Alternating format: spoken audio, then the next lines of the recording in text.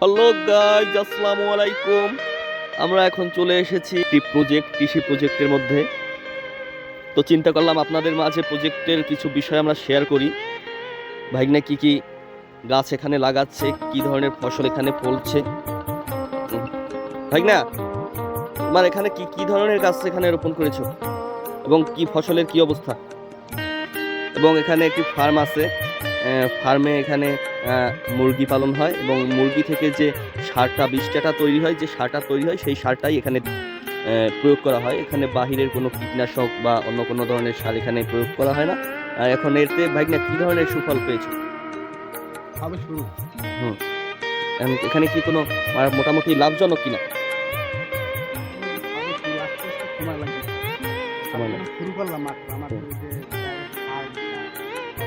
হুম, এখন পর্যন্ত এখানে কি কি ফসল হয়েছে?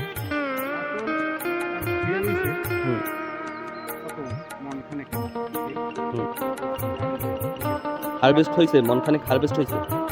আর মাশাআল্লাহ, সুন্দর সুন্দর মরিচ হয়েছে প্রত্যেকটা। আর আর কি আছে এখানে? হ্যাঁ হ্যাঁ, মুরগি আছে, দেশি জাতের মুরগি না? আচ্ছা, এখানে আর কি কি? এখানে কাঁচা মরিচ, খিরই, আর কি?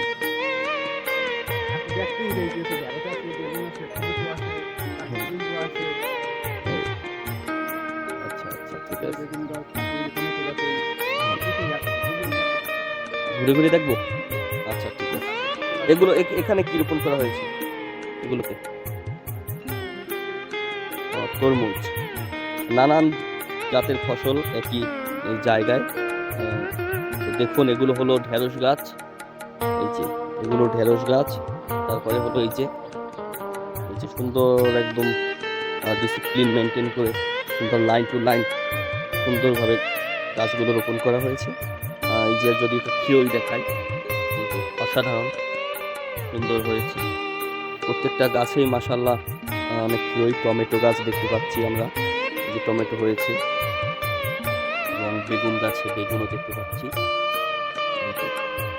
বেগুন, কাঁচামরিচ, খিরই গাছ। ওই যে আমরা মিষ্টি কুমড়াও দেখতে পাচ্ছি, মিষ্টি কুমড়া গাছে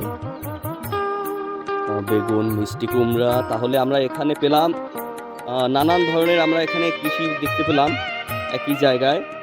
কাঁচামরিচ, ঢেঁড়স, খিরাই, তারপর হলো গিয়া মিষ্টি কুমড়া, বেগুন, তারপরে তরমুজ। হ্যাঁ, তারপর এই হলো এই যে ফার্মে যে মুরগিগুলো পালন হয়, তার কিছু মুরগি এই যে বাগানের মধ্যে ছেড়ে দেওয়া হয়েছে। এতে ক্ষতিকর যে পোকামাকড়গুলো আছে বাগানে, এগুলো এই মুরগিগুলো খেয়ে ফেলছে। এর জন্য এবং মুরগি যে এখানে বিষ্ঠাটা ত্যাগ করছে, এটা গাছের সার হিসেবে ব্যবহৃত হচ্ছে। এবং এই যে পিছনে আমরা দেখতে পাচ্ছি করলা গাছ, সারিবদ্ধভাবে করলা গাছ রোপণ করা হয়েছে এবং এই যে নেট দিয়ে দেওয়া হয়েছে।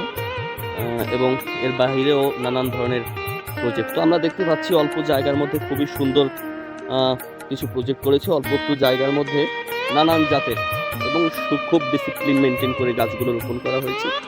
এবং আমরা দেখতে পাচ্ছি ফসলও আলহামদুলিল্লাহ আশানুরূপভাবে ভালোই ধরছে। তো আপনারা দোয়া করবেন।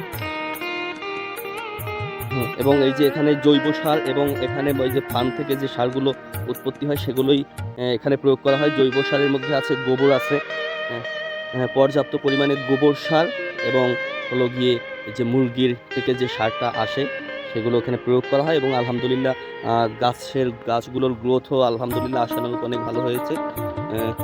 যাই হোক, আপনারা দোয়া করবেন যাতে ফার্মটিকে ভালোভাবে সামনে এগিয়ে নিয়ে যেতে পারে এবং লাভজনক ব্যবসা প্রতিষ্ঠানে পরিণত করতে পারে।